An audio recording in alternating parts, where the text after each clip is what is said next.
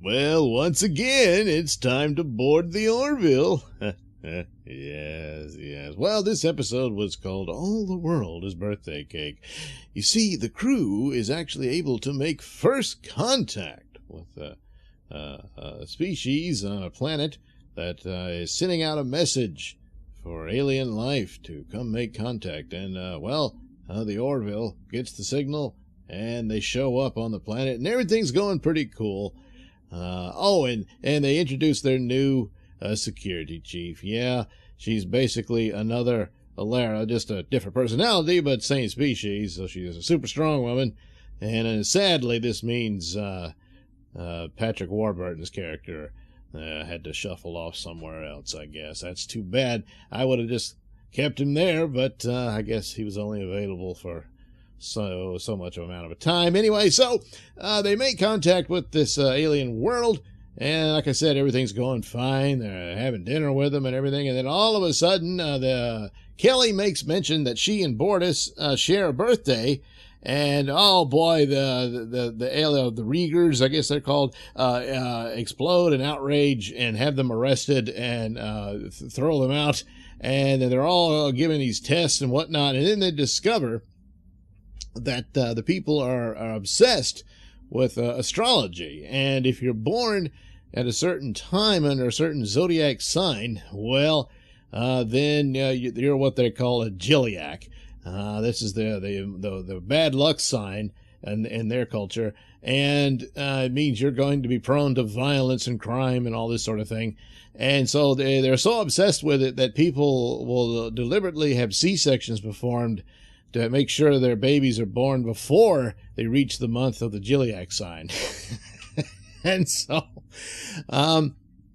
that's the case they find themselves in. And Mercer and the rest, fortunately, weren't born under that sign after they test them, which they have a procedure that's down pat to figure out when you were born exactly. So they're able to do this. So they're free to go back to the ship, but Kelly and Bortus are going to have to stay in their prison camp where those filthy people belong. And so there's demonstrations of how hard and harsh it is there. There's a woman who gives birth, and the baby's born in a very popular sign, but she doesn't want to give the baby up, so she hides it. But the father, it feels like, well, the baby will have a better life as one of the elite, so he gives up the baby, and there's this horrific scene there, and it's all sad and all that. And Kelly, well, she's had enough, so she and Bortus decide they're going to break out, and there's a big shootout and all this stuff. And, well, they get caught. That wasn't going to go anywhere, and they're about to be executed. But fortunately, meanwhile, on the Orville, they discovered that the reason that the Gilliac sign came to be believed a bad sign was because a star went nova so many millennia ago, and this created this whole religion here. So they basically kind of did a whammy-jammy on him with a little setup with the shuttle and whatnot, and made it appear that the star had reemerged. So they see a fake star in the sky, and so that prevents Kelly and Bortus from being executed. Well, it's all pretty sweet, a little too sweet, but once again, this is a carbon copy of Star Trek. This is a typical Star Trek episode where it deals, in this case, with the dangers of fundamentalist thought here without allowing for reason and discussion of things and that sort of thing. So their cult dominates, and it didn't matter what happened, even though that seemed to be the most violent people around were the prison guards who liked mistreating the poor Gilliac people. So no one notices this.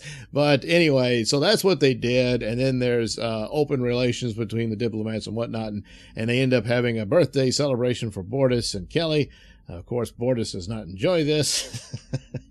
But that's pretty much the humor you got, was that, and also the kind of ridiculous nature of all this. But at the same time, this, again, a clear template of Star Trek. But all in all, this episode was probably the weakest one of the season. It wraps up very quickly and sweet. Maybe if they revisit this later, or they demonstrate once the people realize that they fooled them, that might create serious problems, and they want to have an alliance with the Krill or something like that.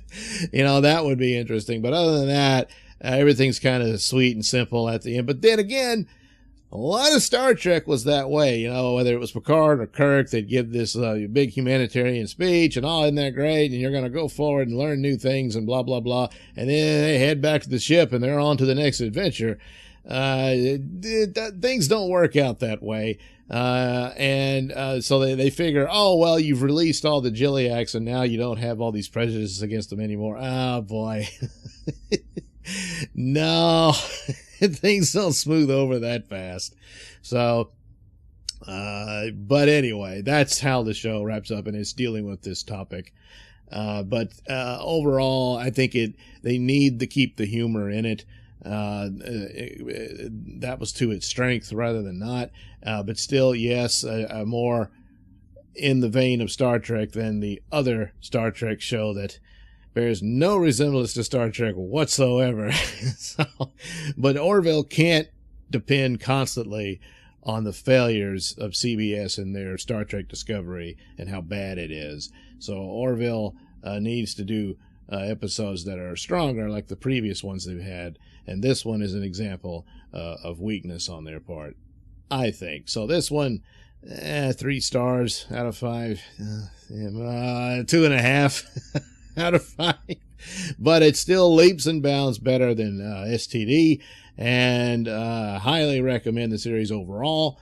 And for any enjoyment of Star Trek, and especially if you're a fan of Next Generation and that version of it, this is still the show for you. So there you go. Thank you for watching and listening. Say, while you're here, why not like and subscribe, and check out the link description below. That'll take you to my mini stores that have plenty of goodies for you. Yes, not just t-shirts. No, there's coffee mugs and posters and stickers and little buttons and, you know, things like that. Even a couple of hats. There you go. Check it out. Bye-bye.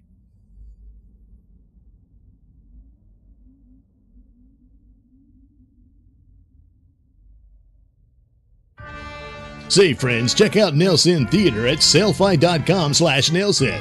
Yes, there you'll find my poor man Mystery Science Theater treatment of public domain movies that really deserve the treatment. Yes, you can head over there and check out the links to my trailers to such films on my YouTube channel.